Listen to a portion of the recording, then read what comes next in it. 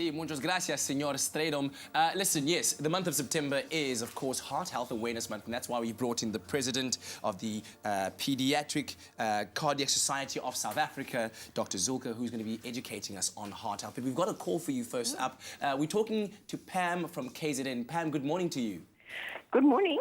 Thank you so much for the call. What is your question or your comment? I had a 90% blockage in my artery in February, and they put in a stent.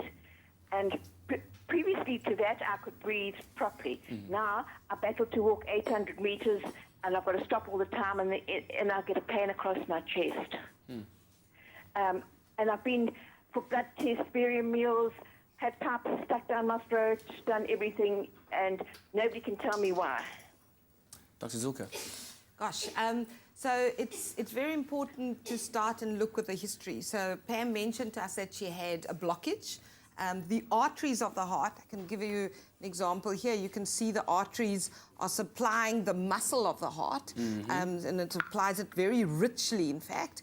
And so it's very important. She had a 90% blockage and then required to have a stent put in, which is like a little cage that is put inside an artery to keep it open and allow the blood to flow.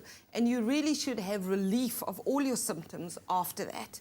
What she's describing to us is the fact that she really does not have relief, and that she's actually quite debilitated by the situation afterwards. And I would agree with her that she needs to have further investigation. I would go back to my cardiologist or my surgeon. It sounds like she's had some tests already, but clearly some further tests are required. Right. Well, Now, the other thing is that there's now fluid on the lungs. Right. So fluid on the lungs, the heart and the lungs work very closely together. You've obviously got the heart in the middle and the lungs on the side of the heart. And fluid on the lungs is often a sign or a symptom that there's a problem with the heart muscle. So these are all signs that we need to actually have a look at Pam in much more detail. Yeah, and we have said how important the heart is, so the need for specialist attention is certainly necessary. Pam, thank you very much for your call, and we hope that that did shed some light and help you a little bit. Tell me about this. When the heart pumps blood throughout the body, it does so very quickly. How long does it take a cell of blood to go from the heart throughout the whole body and then back into the heart again? It's amazing. It takes 45 seconds for a cell of blood to go round the body and come back through into the heart. Is that faster than weight van Niekerk around the 400 meters? Just a little bit. I think it might be. But so, you know, a lot of people like to do this to kind of feel their heartbeat. You feel your pulse on your wrist, on your neck.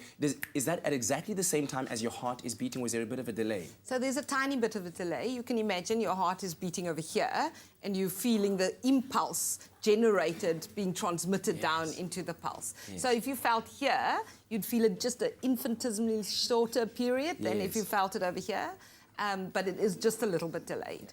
I wanted to ask you this one because I've just read it. It said that happiness and emotional vitality can actually lower your risk of heart disease. Is that true? Yes, I think it just shows how important happiness and a good sense of well-being is. Absolutely. Wow, fantastic. Well, we'll be continuing this conversation with Dr. Zulka on your Feel Good Breakfast Show. Get it? Yeah, helping your heart. 0839133728. Keep those calls for questions and comments coming right now. Over to Leanne.